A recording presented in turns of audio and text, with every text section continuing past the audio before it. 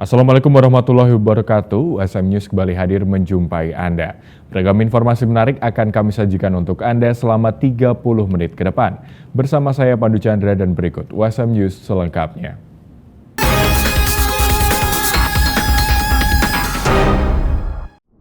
Program Studi S1 Pariwisata Universitas Semarang mengadakan pagelaran budaya yang bertajuk Kala Citra.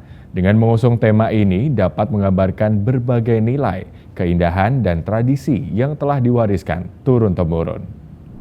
Kegiatan tersebut diselenggarakan di halaman Auditorium Insinyur Wijatmoko Universitas Semarang pada Jumat 9 Desember 2024. Dengan suasana yang meriah, para mahasiswa program studi S1 Pariwisata mempersembahkan berbagai pertunjukan mulai dari ketoprak, karawitan, dan tari Jawa. Para pengunjung yang didominasi oleh anak muda ini juga sangat antusias mengikuti pagelaran budaya tersebut.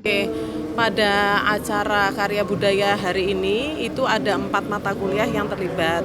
Ada karawitan, ada sendera tari, terus ada bahasa Jawa, dan yang terakhir adalah mata kuliah MAIS. Nah, masing-masing ini memberikan kontribusi. Jadi ada pagelaran karawitan, ada pagelaran sendera tari dan bahasa Jawa, serta MAIS itu digunakan untuk pertunjukan. Acara yang memperkenalkan berbagai kesenian tradisional daerah ini menjadi sarana dalam mengenalkan pada generasi muda akan kekayaan dan keindahan seni tradisional, sehingga tidak tergantikan oleh budaya asing. Selain itu, para pemuda yang mengikuti dan menyaksikan acara ini diharapkan dapat melestarikan nilai keindahan dan tradisi yang telah diwariskan dari generasi ke generasi, serta memberikan dampak positif bagi lingkungan sekitar. Pagelaran Kala Citra Universitas Semarang ini sangat luar biasa ya, di mana semua mahasiswa dan mahasiswinya guyup bersama untuk saling menguri-nguri budaya, menguri-nguri kesenian asli dari Jawa.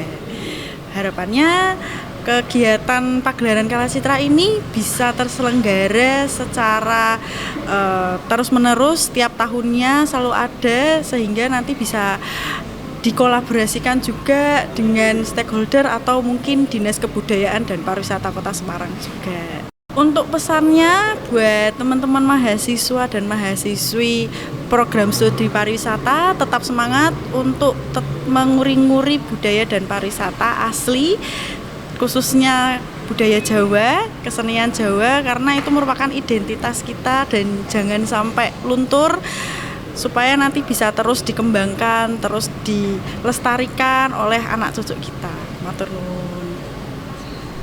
PLN terus melanjutkan program pengurangan emisi karbon. Dalam mendukung penanganan perubahan iklim, PLN kembali menyambung 15 titik sumur sawah di Desa Kertomulyo, Kecamatan Margoyoso, Kabupaten Pati. Menjadi upaya PLN untuk terus menunjukkan kontribusinya dalam penanganan perubahan iklim melalui pengurangan emisi karbon, PLN UP3 Kudus melakukan penyambungan 15 titik sumur sawah di Desa Kertomulyo, Kecamatan Margoyoso, Kabupaten Pati, Jawa Tengah. Manajer PLN UP3 Kudus, Firman Sadikin, mengatakan, melalui elektrifikasi sumur sawah, PLN mengajak masyarakat untuk menggunakan energi yang hemat dan ramah lingkungan untuk meningkatkan produktivitas pertanian. PLN selalu berkomitmen untuk tumbuh bersama pelanggan, sebagaimana misi PLN mengupayakan agar tenaga listrik menjadi pendorong kegiatan ekonomi. PLN UP3 Kudus berhasil menyambung listrik pengairan sawah di Desa Kertomulyo, Kecamatan Margoyoso. Dalam program ini, PLN berhasil menyambung listrik sebanyak 15 pelanggan. Alhamdulillah, berkat kerjasama PLN, kelompok tani, dan pemerintah desa, penyambungan ini berjalan lancar. Kami berharap dengan elektrifikasi irigasi sawah ini dapat meningkatkan produktivitas pertanian Desa Kertomulyo.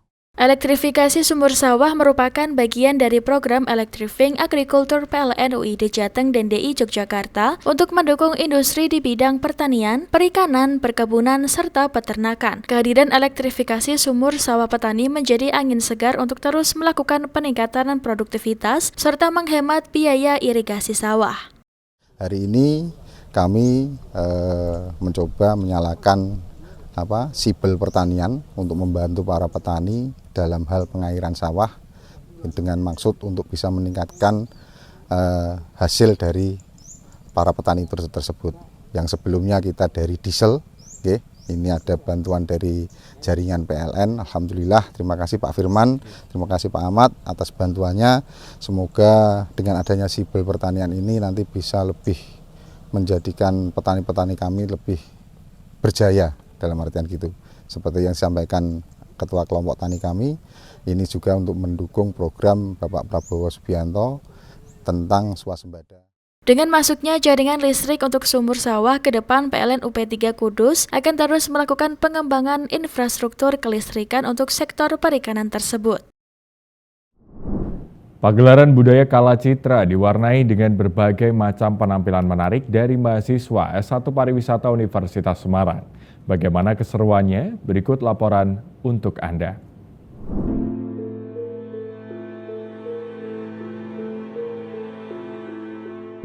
Selamat siang pemirsa, bersama saya Silwam.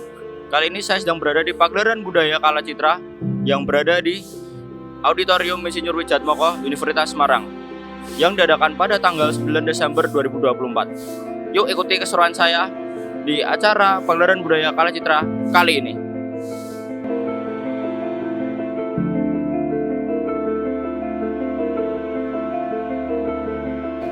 Bisa dilihat pemirsa di belakang saya bahwa acara Pagelaran Budaya Kala Citra sudah digelar dan terlihat sangat meriah sekali.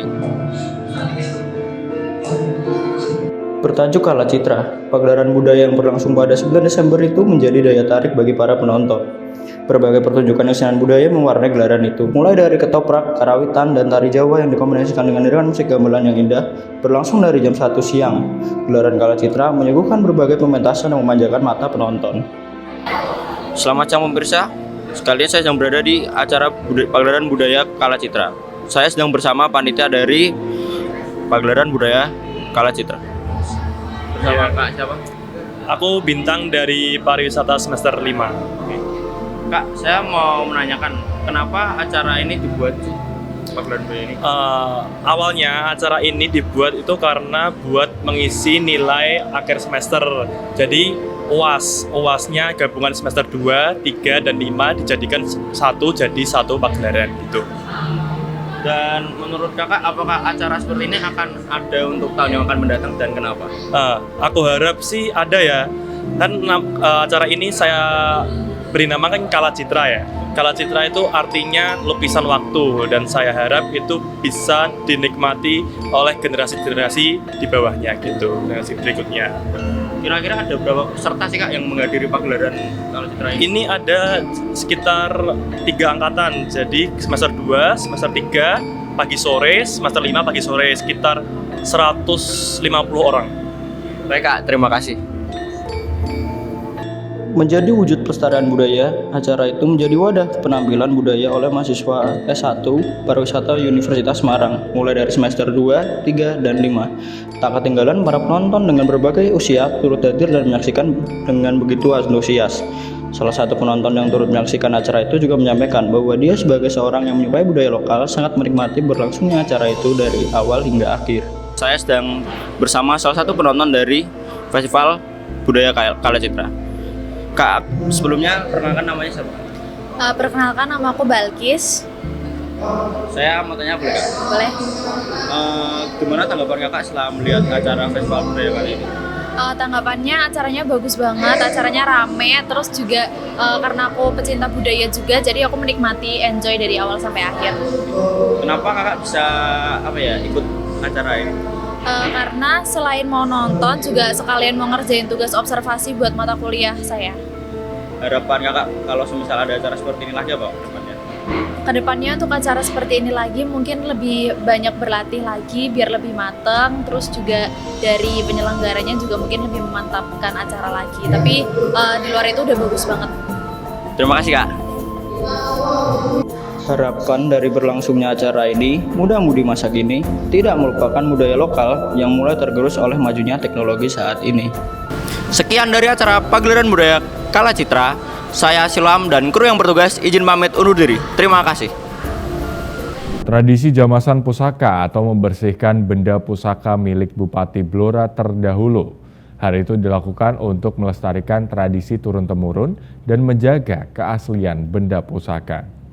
Meiriko Nazamuddin selaku penjamas dalam kegiatan jamasan pusaka menjelaskan tradisi jamasan pusaka atau membasuh benda pusaka itu dilakukan setiap setahun sekali menjelang hari ulang tahun Kabupaten Blora. Tradisi itu dilakukan bertujuan untuk merawat, meminta keselamatan, membersihkan dan melestarikan benda pusaka peninggalan pada masa kerajaan. Benda pusaka yang dibersihkan ini merupakan pusaka kekancingan, pusaka yang dahulunya digunakan untuk memilih Bupati Blora sebelum ada pemilihan umum. Blora ini salah satu dari kabupaten yang memiliki aset pusaka kekancingan yang dimungkinkan pada zaman peralihan Majapahit dan Demak. Prosesi tersebut digelar di pendopo rumah dinas Bupati Blora. Kegiatan jamasan pusaka itu rutin dilaksanakan setiap setahun sekali. Prosesi jamasan pusaka itu diawali oleh pembersihan keris dengan menggunakan air kelapa untuk menghilangkan sisa-sisa minyak dan karat pada bilah keris. Selanjutnya masuk dalam proses pembilasan menggunakan air jeruk dan sabun. Penggunaan air jeruk dan sabun itu untuk melarutkan warangan yang lama sampai menjadi putih bersih. Setelah itu lanjut pada proses warangan dengan menggunakan cairan warangan yang berbahan baku perasan jeruk nipis dan cairan arsenik. Jadi pusaka ini itu berupa pusaka kekancingan dari bupati-bupati terdahulu. Kekancingan itu kalau sekarang mungkin lebih mirip SK, Mas. Nah, dulu itu keris ini, Yai Bismo itu diberikan Pak Bupati sebagai utusan dari kerajaan untuk menjadi bupati di Blora. Makanya itu disebut kekancingan. Jadi dari situ bisa dilihat bahwa Kabupaten Blora ini memang sengaja secara teritori itu dibentuk oleh kerajaan, bukan muncul setelah zaman-zaman kemerdekaan seperti itu. Karena ini juga sudah kabupaten yang tua dan dulu penunjukan bupatinya itu dengan diberikan kekancingan keris, maka mempunyai keris-keris pusaka. Dari sekian banyak kabupaten, itu kan ada yang misalkan kabupaten baru, kabupaten pemekaran seperti itu juga mereka ya tidak punya keris. Karena budaya memberi kekancingan itu adalah budaya-budaya zaman kerajaan dulu. Meiriko mengatakan untuk melakukan proses penjamasan itu butuh waktu sekitar 5 jam. Setelah melakukan jamasan pusaka, keris yang telah dibersihkan akan disimpan terlebih dulu. Berbagai cara dilakukan pemerintah Kabupaten Jepara, Jawa Tengah bersama pihak swasta untuk mengenalkan potensi wisata yang ada di Bumi Kartini. Salah satunya dengan kegiatan sport tourism. Tak hanya itu saja, para peserta juga diajak untuk bakti sosial bersih lingkungan. Bertajuk Jeparendai, ribuan peserta lari dari berbagai daerah di Jawa Tengah. Tumpah ruah memadati jalan utama menuju Pantai Blebak, Mlonggo, Jepara, Jawa Tengah Minggu pagi. Lomba lari yang digadang pemerintah Kabupaten Jepara bersama Rumah Sakit Geraha Husada ini bertujuan memperkenalkan potensi wisata di Jepara melalui sport tourism. Lomba lari Jeparendas menghadirkan 2 kategori utama, yakni 5K dan 10K, yang dapat diikuti oleh peserta dari berbagai tingkat kemampuan. Rute 5K dirancang untuk pemula dan keluarga yang ingin menikmati suasana santai, sementara rute 10K lebih menantang bagi pelari berpengalaman. Kedua kategori ini menyuguhkan panorama khas Jepara yang memanjakan mata, termasuk jalur-jalur yang melewati ikon wisata setempat. Sebagai bentuk apresiasi terhadap tenaga kesehatan, panitia Jeparendas juga menyediakan kuota khusus untuk peserta dari kalangan tenaga kesehatan. Hal ini menjadi simbol penghargaan sekaligus motivasi bagi para nakes untuk tetap menjaga kesehatan melalui kegiatan olahraga. Panitia juga mengajak para pelari setelah sampai di finish untuk ikut bakti sosial bersih-bersih pantai, yang menjadi salah satu destinasi wisata di Jepara yang menyuguhkan pasir putihnya. Ya, ini dalam rangka Rumah Sakit Geraha Husada anniversary ke-23, kita mengadakan acara lari 5 kilo dan 10 kilo. Kemudian kita juga melakukan bakti sosial lingkungan dengan melakukan bersih-bersih pantai supaya tetap terjaga lingkungan pantai di Jepara. Terus harapannya dengan lari sendiri ini untuk kesehatan seperti apa, Pak? Oke, jadi kita pengen membuat masyarakat Jepara itu sehat semua. Jadi harapannya rumah sakit kalau bisa itu tempatnya jadi orang-orang sehat semua gitu. Kita membudayakan hidup sehat di Jepara. Sementara itu, para peserta lomba lari yang sering ikut event lomba lari mengatakan biasa lomba lari dilewatkan jalur perkotaan, namun tidak dengan lomba lari Jepara Das ini. Menurutnya, jalur yang diambil berupa jalur pematang sawah, jalan desa, terus lokasi wisata pantai menjadi daya tarik tersendiri bagi para peserta lomba lari. Yang unik lagi, para pelari juga diajak untuk bakti sosial bersih-bersih pantai. Lari yang berapa Kak, Pak? Jadi ikut lari yang 10 kilo. Kak, ini bedanya dengan kondisi lari di daerah lain seperti apa Kak? Daerah lain kita finishnya di pantai. Start finishnya pantai, bagus banget pantainya. Pantainya bersih. Terus kita juga kita peduli lingkungan, jadi habis lari kita langsung kita ambilin sampah biar event ini oke. Bersih-bersih pantai gitu ya Kak? Ya, pantainya tetap oke. Diharapkan dengan kolaborasi antara pemerintah Kabupaten Jepara dengan pihak swasta bisa memperkenalkan potensi wisata dan menghidupkan UMKM yang ada di Bumi Kartini. Dari Jepara, Eni Ayu Lestari melaporkan. Ribuan alumni SMA Negeri 1 Blora merayakan Hari Ulang Tahun Kabupaten Blora ke-275 dengan gelar senam bersama. Dalam kesempatan tersebut hadir Ketua Ilusa, Brigjen Mashudi, bersama dengan Bupati Blora Arif Rohman. Brigjen Mashudi memberikan apresiasi atas inovasi siswa dan siswi dengan membuat alat pengisi daya sepeda motor listrik. Saat memasuki halaman SMA Negeri 1 Blora, Kapusinavis Bareskrim Polri, Brigjen Mashudi yang ditunjuk sebagai Ketua Ilusa terpukau dengan inovasi siswa-siswi SMA Negeri 1 Blora. Para siswa mampu menciptakan sebuah alat yang bisa digunakan untuk mengisi daya baterai pada sepeda motor listrik. Selain untuk mengisi daya baterai sepeda motor listrik, juga bisa digunakan untuk mengisi daya baterai laptop dan handphone. Brigjen Mashudi mendengarkan secara detail penggunaan alat listrik yang didapat dari tekanan kipas. Alat tersebut nantinya akan dipasang di tempat umum, salah satunya di alun-alun Kabupaten Blora. Ketua Ilusa Blora, Brigjen Mashudi menyampaikan total peserta jalan sehat lintas angkatan itu diikuti sekitar 1.000 peserta, meliputi anggota Ilusa sebanyak 730 orang, guru dan karyawan purna tugas 30 orang, kemudian siswa SMA 220 orang. Kegiatan tersebut dimulai dari alun-alun Blora menuju SMA Negeri 1 Blora dan finish di pendopo Rumah Dinas Kabupaten Blora. Kegiatan tersebut dimulai dari alun-alun Blora menuju SMA Negeri 1 Blora dan finish di pendopo Rumah Dinas Bupati Blora. Sebelumnya, para alumni berkeliling di sekitar halaman sekolah, bahkan terdapat pula yang bermain di dalam kelas layaknya seorang siswa yang sedang bermain di bangku sekolahan. Ya, alhamdulillah kami sebagai alumni SMA 1 cukup bangga dengan perkembangan yang diperoleh oleh SMA 1 Blora, baik prestasi yang diperoleh oleh siswanya, baik sekolahnya pada umumnya. Perkembangannya cukup bagus, anak-anak banyak yang mendapatkan penghargaan dan juara di beberapa lomba. Kemudian bangunan, kebersihan ruangan juga cukup bagus. Ya, ini mudah-mudahan bisa dipertahankan dan semakin membawa nama baik dan kualitas SMA 1 Blora. Mungkin ada pesan sendiri Pak ke depan? Pesannya sendiri? Ya, untuk pesan saya kepada seluruh siswa, terus ditingkatkan prestasinya, terus dikembangkan kreativitasnya, dan guru-guru juga terus membimbing siswa-siswanya untuk terus berprestasi dan terus berkarya. Pak, rangkaian kegiatan Ilusa untuk Hari Jadi Blora ini apa aja sih Pak? Kegiatan Ilusa diawali dengan kegiatan hari ini, olahraga bersama, kemudian pemberian bantuan kepada siswa yang kurang mampu, nanti ada kegiatan donor darah, pemberian bantuan kepada anak yatim, kemudian nanti malam ada kegiatan sarasehan di pendopo juga, di sana akan ada secara simbolis bantuan untuk renov musola atau masjid SMA 1 Blora, pemberian bantuan kepada siswa yang berprestasi dan siswa yang kurang mampu.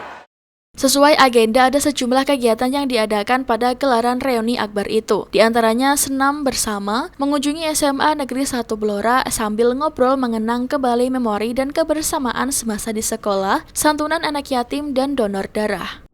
Pemirsa, pemasukan box office domestik AS diproyeksikan akan melampaui tahun lalu. Meski masih belum mencapai level pra-pandemi, menjelang akhir tahun, 3 film mendominasi bioskop, yaitu Gladiator 2, Wicked, dan Moana 2. Sequel prequel, dan konten terkenal kembali menjadi yang paling diminati. Informasi ini sekaligus menutup perjumpaan kita di hari ini. Saksikan terus USM News hanya di USM TV. Saya Pandu Chandra dan seluruh kru yang bertugas pamit undur diri. Terima kasih. Wassalamualaikum warahmatullahi wabarakatuh. Moana 2 memecahkan rekor pemasukan box office domestik untuk film Disney dan film animasi selama pemutaran perdananya. Dalam 5 hari penayangan perdananya, film animasi ini meraup $221 juta. We meet Moana. She is journeying further and further out, searching different islands to try to figure out if there are more people than just those on Motunui. Dengan perayaan Thanksgiving dan menjelang perayaan Natal, film-film segala usia yang bisa ditonton sekeluarga mendominasi bioskop-bioskop di Amerika Serikat dan Kanada. You're probably still listening to the soundtrack today. If you're a parent, well, get ready for the soundtrack to play again with new music. Akhir Desember, keluarga yang ingin nobar di bioskop juga bisa menyaksikan film Mufasa yang mengisahkan sejarah sosok raja dalam film animasi realistis sebelumnya, The Lion King, tahun 2019. So glad I brought some crayons. Box office di Amerika Serikat menjelang pergantian tahun juga diramaikan fenomena Wicked, perpaduan Gladiator 2 dengan Wicked. Dua film yang dirilis secara bersamaan, sama seperti halnya tahun sebelumnya saat Barbie dan Oppenheimer dirilis bersamaan, memunculkan fenomena Barbenheimer. Seperti halnya Barbie dan Oppenheimer yang merupakan film dengan nuansa dan karakter berbeda, begitu pula Gladiator 2 dan Wicked.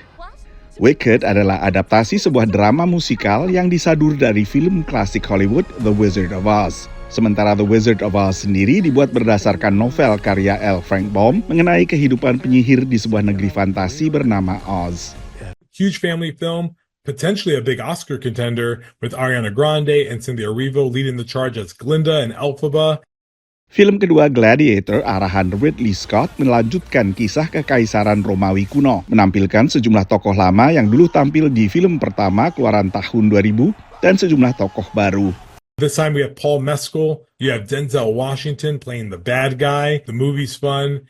It is a lot of big action sequences and not too long.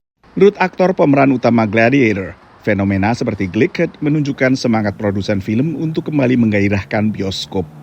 See, it's interesting because I think if you'd asked the gang from Barbie and Oppenheimer, it doesn't feel like it's in competition. It's like if you look at all of these filmmakers from all of those 4 films, it can't be about competition. This industry needs a shot in the arm. Those films gave it last year. We hope to do it this year. Di tengah persaingan ketat dengan layanan streaming video, pemasukan industri film masih belum pulih ke angka pra-pandemi. Selama 2023, pemasukan box office domestik menembus $9 miliar. Angka tertinggi pasca COVID, tapi masih 2 miliar di bawah angka 2019. Dari Washington DC, Nova Purwadi dan tim VOA.